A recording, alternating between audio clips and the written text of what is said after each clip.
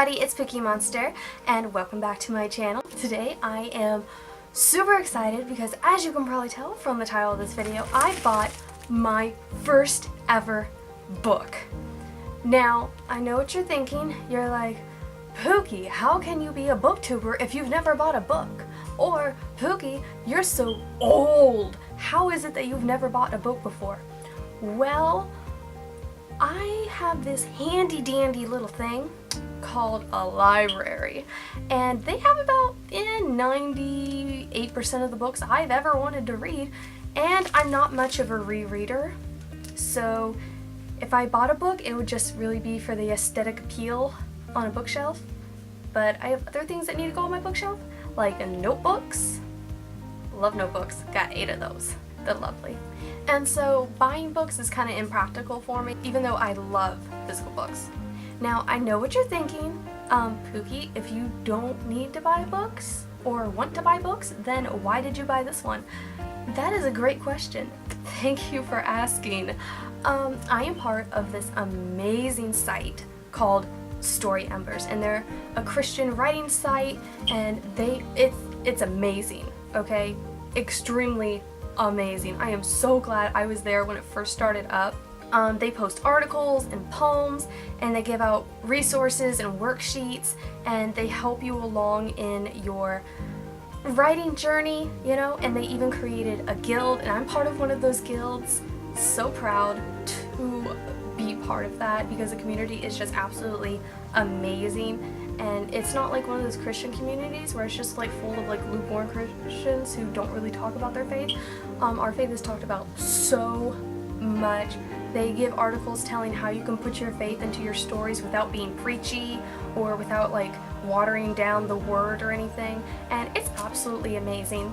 To get to the reason why I actually bought this book is because they are doing a 3-part article series diving in to this book because all of the staff members read and love this Christian fantasy.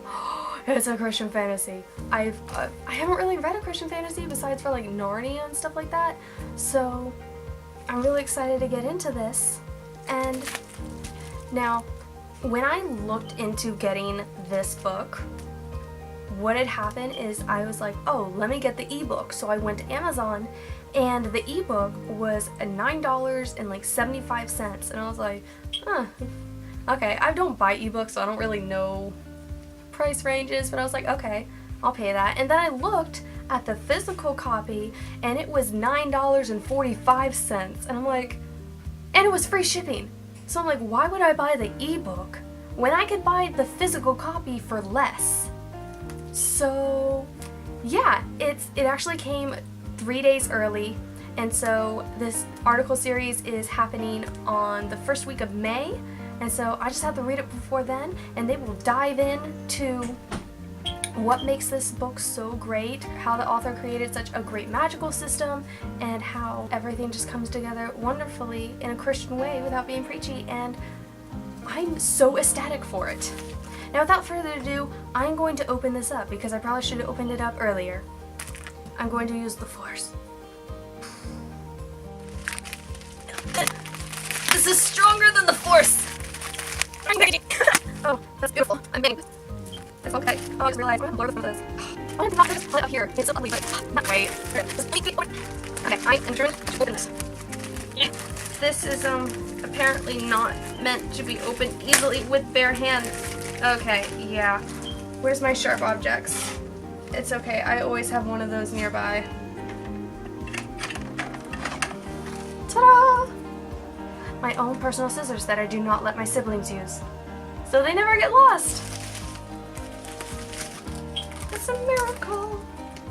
I just realized I'm destroying the package from the first book I ever bought. This is not good, but I'm gonna do it anyways because, well, it's just packaging, guys. No need to get sentimental.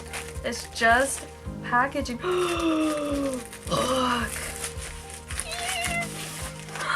And the book is Box by Nadine Brands. Brands? It's got an E, so with the A, make the A sound, so it would be braids. Brains? Okay, that's really bad. I can't read, guys, so I apologize to this author, but this book is beautiful. I've actually seen the cover of this book before in like a magazine my mom had gotten, and it was not like one of those magazines. It was like a Christian like homeschooler magazine, and I was just flipping through it because why not? And I saw this book and I was like, oh, that looked interesting, but then I didn't look any further into it. And I know a whole bunch of people have already read and loved this book, so I am super late to getting into this. But I'm actually glad I did, because otherwise I would have gotten it from the library. But in this case, I have my own copy. Oh, and it's beautiful. The perfect mix of history and magic.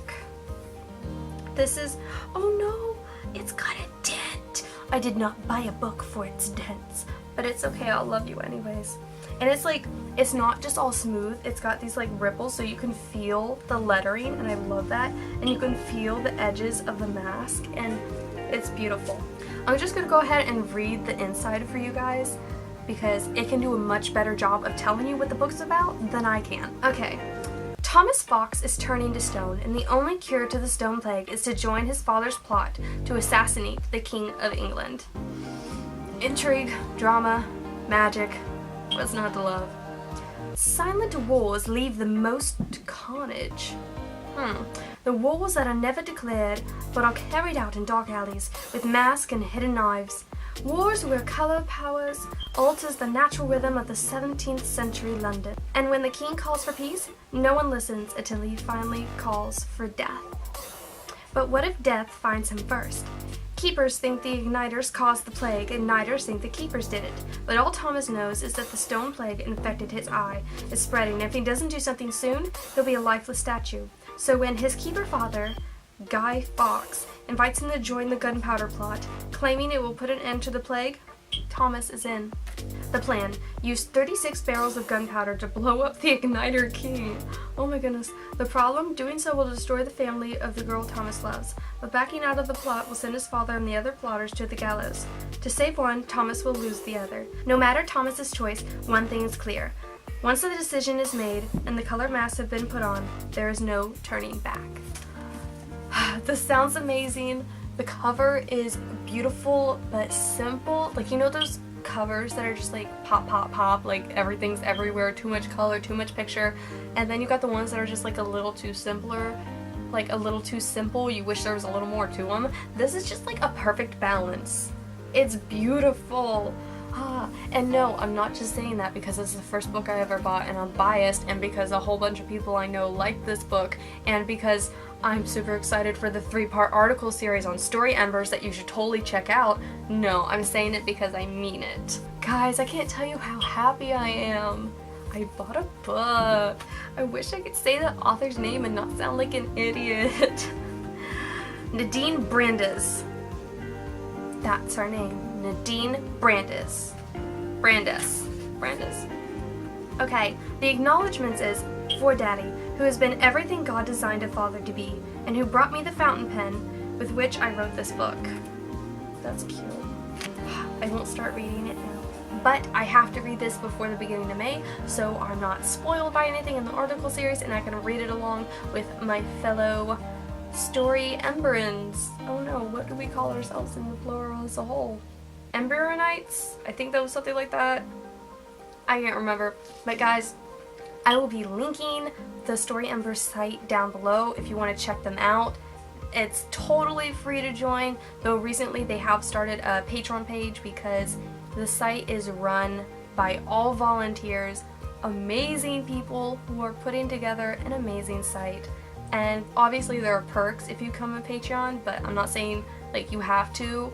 It's totally optional, but you can just become a part of the site. I'm not a Patreon, even though I would love to be, because, well, I don't have the money for books. How do I have the money to become a Patreon? But the site's amazing. I would if I could, and I support them in everything that they do. So I'll be linking it down below if you want to go ahead and check them out. And if you guys want me to, I might go ahead and when I review this, also review the article series they're doing on Story Embers, so you can kind of like get a feel. I maybe, might not, kind of want you guys to go look at it for yourselves. But I just want to go ahead and thank you guys for sharing this momentous occasion with me. It's a big deal to me, and watching thus far, letting me share this experience with you guys. Let me know down in the comments what's the first book you've ever bought, and if you've ever read Fox, and how you liked it, but don't spoil it for me. So I'm just going to go ahead and sign off now, and I'm going to tell you guys to stay safe, eat donuts, and please read good books. Silent wars leave the most carnage. The wars that are never declared but are carried out in dark alleys with masks and hidden knives. I love this thing. It's the beautiful. It's the beauty. La Beauty. I've named this book. The book is now called La Beauty.